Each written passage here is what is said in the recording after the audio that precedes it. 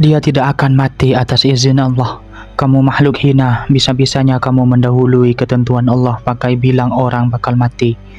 Emang kamu siapa? Kata Pak Musa tenang. Suara sesuatu yang mendobrak dari arah luar membuat suasana tiba-tiba ramai. Ya, suara yang sama yang saya dengar 2 hari lalu. Di luar sana mereka telah hadir lagi. Bulu kuduk saya langsung berdiri. Saat itu, perebutan posisi kosong di badan Kak Bella sudah dimulai kembali dengan datangnya mereka. Intensitas suara tabrakan itu makin kencang dan sering. Jika biasanya sumbernya hanya dari 1 atau 2 arah, kini dentuman-dentuman itu berasal hampir dari segala sisi rumah. Kami seakan diserang dari berbagai arah dan hanya bisa berharap bahwa mereka tidak menembus masuk ke rumah ini. Dan mungkin mereka menjadi semakin brutal lagi karena sudah banyak spot kosong di tubuh Kak Bella. Nah, dengar. Kalian dengar? Sekalipun perempuan ini hidup, dia akan selamanya jadi tempat persinggahan kami. Hahaha, ujar Kak Bella dengan bengisnya. Tidak, itu bukan Kak Bella. Itu nenek yang menggunakan badan kakak saya untuk bicara. Kak Bella, kenapa kakak bisa sampai begini? Pak Musa tidak menanggapi omongan sosok yang merasuki Kak Bella. Mulutnya seperti komat kamit, mungkin membaca doa. Pak Leo pindah di sebelah kanan Kak Bella dan memegang pundak kanan Kak Bella seperti bunia. Teriak Pak Musa seperti melepaskan tenaga. Lalu dia meraup muka Kak Bella dengan tangan kanannya. Dan dari gerakan tangannya, dia seperti menarik sesuatu yang seperti keluar dari mulut Kak Bella. Mulut Kak Bella lantas terbuka lebar dengan ekspresi muka seperti orang yang muntah karena makanan dalam mulutnya dipaksa ambil oleh seseorang dengan tangan.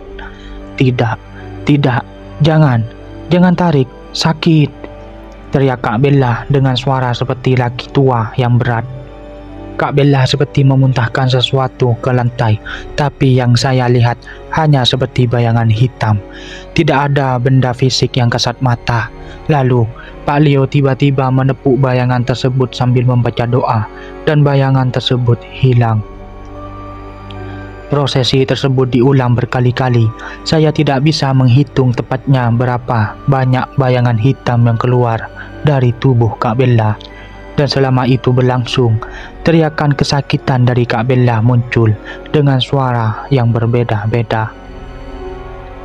Adegan mengerikan ini terus terbayang di pikiran saya sampai sekarang. Betapa ekspresi muka Kak Bella yang kesakitan saat makhluk-makhluk tersebut ditarik dari mulutnya satu persatu. Tidak akan bisa saya lupakan seumur hidup saya. Setelah beberapa saat, Pak Musa terlihat sudah kehabisan tenaga. Sementara itu, suara di luar seperti benda menabrak sesuatu terus terdengar silih berganti dari berbagai arah dengan jeda makin singkat. Suara itu seakan mengelilingi kami. Kami bagaikan sekumpulan domba dikepung serigala dan hanya berharap pada sebuah gerbang yang kapan saja bisa terbuka. Saya melihat jam dinding. Saya ingat waktu saat itu menunjukkan pukul 1 dini hari. Pak Musa terlihat mengistirahatkan diri sambil terus mengawasi gerak-gerik Kak Bella. Tatapan mata Kak Bella sangat liar. Sepertinya dia ingin bergerak menyerang Pak Musa, tapi tidak bisa karena Bunia dan Pak Leo yang memegangi pundaknya mengunci gerakannya. Kak Bella hanya bisa menggeram dan menatap Pak Musa dengan tatapan marah. Hahaha. Tiba-tiba Kak Bella tertawa dengan suara si nenek itu lagi. Kamu sudah kehabisan tenaga. Sebelum berhasil mengeluarkan saya, kamu sudah mati duluan, ujarnya angkuh. Pak Musa tidak menanggapi. Dia terlihat santai dan duduk bersila sambil mulutnya terus memanjatkan doa. Sepertinya yang tersisa memang tinggal si nenek. Dan karena tadi tenaga Pak Musa cukup terkuras banyak, jadi sepertinya Pak Musa mencoba mengumpulkan lagi tenaganya. Sekitar setengah jam, Pak Musa komat kamit duduk membaca doa sambil mengatur nafas. Lalu dia berdiri. Hah? teriak Pak Musa sambil meraup muka Kak Bella seperti prosesi awal. Ah! Kak Bella terlihat seperti melawan dan mencoba menarik badannya ke belakang. Sesuatu yang ditarik Pak Musa sepertinya terlepas karena Pak Musa kembali meraup muka Kak Bella. Adegan tarik-tarikan ini berlangsung cukup lama. Kalau kamu tarik saya lagi, jiwa anak ini akan saya bawa juga, ancam Kak Bella dengan suara nenek itu. Pak Musa tidak menanggapi omongan Kak Bella. Mulutnya terus komat-kamit melafalkan doa dan kembali mencoba menarik bayangan hitam itu keluar lagi dari badan Kak Bella. Kali ini bayangan yang ditarik makin lama makin panjang. Pak Musa sampai harus mundur beberapa langkah karenanya. Sementara itu, ekspresi muka Kak Bella benar-benar seperti orang kesakitan yang amat sangat. "Leo, tahan, ditahan Leo!" Pak Musa berteriak. Lalu tiba-tiba Pak Musa mental dan terjatuh. Bayangan hitam itu keluar dari mulut Kak Bella dan Kak Bella terlihat lemas, tidak ada kesadaran. Begitu juga Pak Musa yang saat itu sudah terkapar tidak bergerak di lantai setelah terpental tadi. Bayangan hitam itu terlepas dari pegangan Pak Musa yang pingsan, lalu berbalik arah lagi menuju Kak Bella. Tetapi Pak Leo bergerak cepat.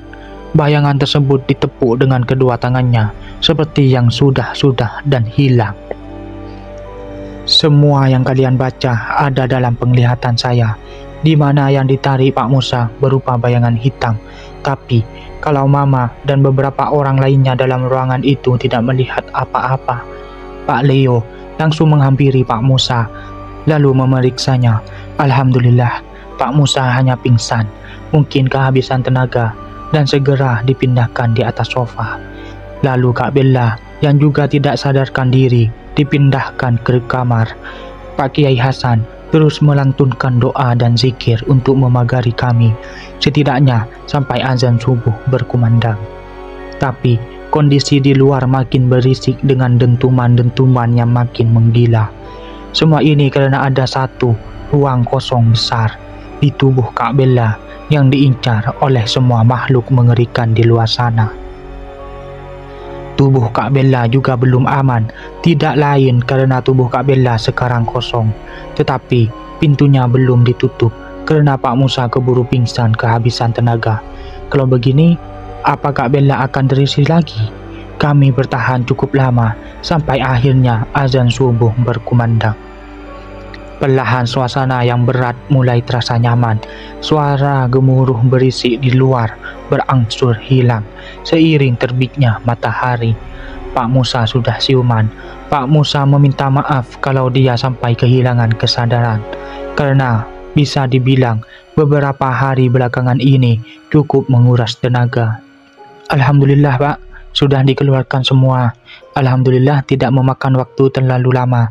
Biasanya kalau banyak gini bisa berminggu-minggu, bisa bulanan, bahkan ada yang tahunan, kata Pak Musa. Sekarang tinggal menutupnya aja Pak, supaya badan Mbak Bella ini tidak mengundang makhluk-makhluk halus lain untuk masuk. Dan mudah-mudahan saya masih bisa melakukannya ya Pak, karena ini perlu dilakukan bertahap juga, tambah Pak Musa. Iya Pak, kami mengikuti aja baiknya gimana. Terus langkah selanjutnya gimana Pak? Tanya papa saya. Nanti kalau sudah siuman, Mbak Bella akan dimandikan untuk meluruhkan energi-energi dan aura negatif yang tersisa. Dan pelan-pelan akan saya tutup supaya tidak kemasukan lagi. Mungkin kalau diizinkan. Ditutup juga sebagian ingatannya Pak, agar tidak kepikiran sama kejadian ini terus. Dan kalau bersedia juga, nanti kita bisa ditanya soal bungkusan yang Mbak Bella maksud. Jelas Pak Musa yang dijawab, anggukan Papa. Kami menunggu dan akhirnya Kak Bella siuman. Saat itu juga Kak Bella langsung dimandikan dengan campuran air yang sudah didoakan dan air kelapa hijau. Setelah dia mandi, entah kenapa ada sesuatu yang beda. Mama saya spontan memeluk Kak Bella dan menangis. Iya ini anak mama. Bella, kamu sudah balik. Alhamdulillah, terima kasih Allah, anak mama. ujar mama saya sambil memeluk dan menciumi Kak Bella tak henti-henti.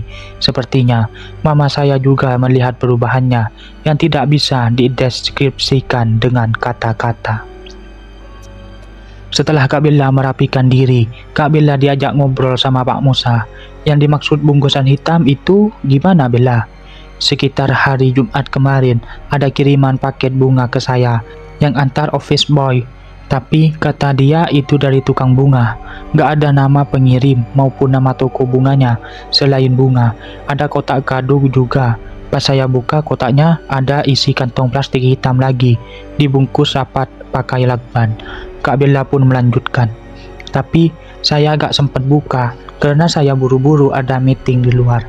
Saya bawa bunga sama kotaknya dan saya masukin bagasi mobil. Terus saya jalan meeting. Bunga dan kotaknya belum saya turunin sampai sekarang, kata Kak Bella. Setelah itu, Kak Bella menjalani prosesi ditutup pintu badannya supaya tidak mengundang makhluk halus masuk lagi. Sekaligus, prosesi itu bertujuan menghapus beberapa ingatan Kak Bella selama teror itu.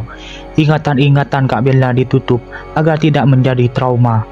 Menurut Pak Musa, ditutupnya badan Kak Bella ini gak bisa cuma sekali prosesnya. Jadi, dia harus balik lagi beberapa minggu sekali.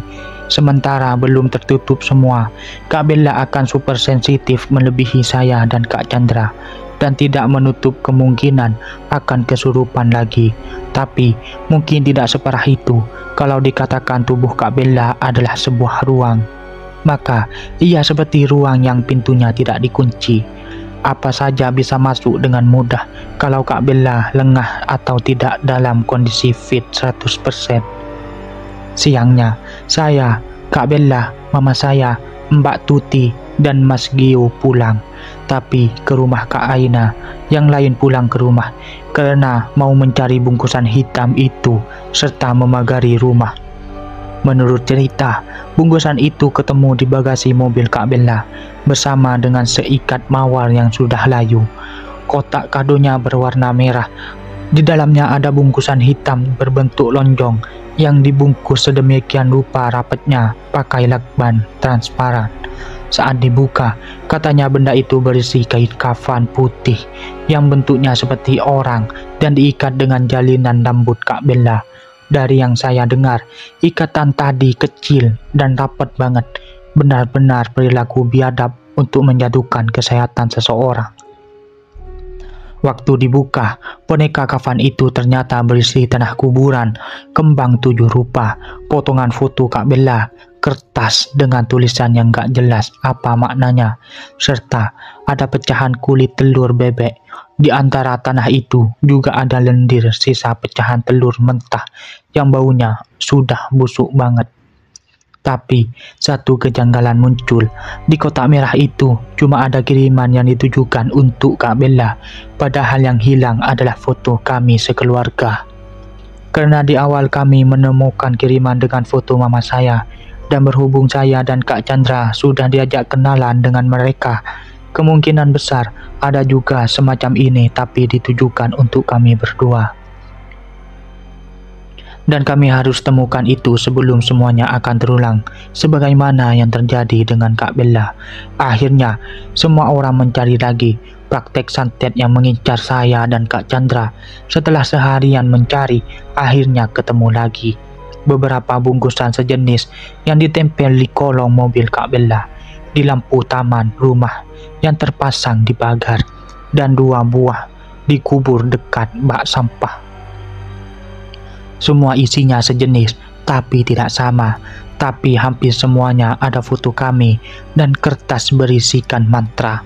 Menurut Pak Musa, isi bungkusan tergantung juga dari jenis serangan. Semua bungkusan itu dibereskan dan rumah pun dilakukan proses pembersihan dan pemagaran. Tapi papa saya masih gelisah karena berarti orang ini tahu rumah kami. Meskipun bungkusan-bungkusan tersebut diletakkan di area luar rumah, tapi dia tahu posisi persis rumah kami dan penghuninya. Malam itu, Pak Kiai dan murid-muridnya pamit pulang ke daerah puncak, diantar sama Om Jojo. Kami sekeluarga menginap di rumah Kak Aina. Setelah malam itu, aktivitas kami berjalan normal. Saya kembali sekolah, Kak Chandra kembali kuliah, dan Papa kembali beraktivitas kerja. Tapi, hanya aktivitas yang berjalan normal, tapi tidak dengan hidup kami.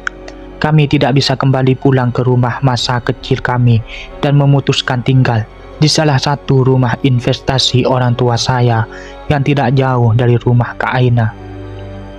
Alasannya, karena Papa masih takut terjadi apa-apa sama keluarga kami lagi. Sehingga akhirnya, orang tua kami memutuskan menjual rumah tersebut. Rumah yang mereka bangun dari hasil jerih payah, air mata, dan keringat yang tidak sedikit. Tapi, itu lebih baik, karena kondisi kami memang sangat mengkhawatirkan. Kak Bella, kalau bengong dikit pasti kerasukan.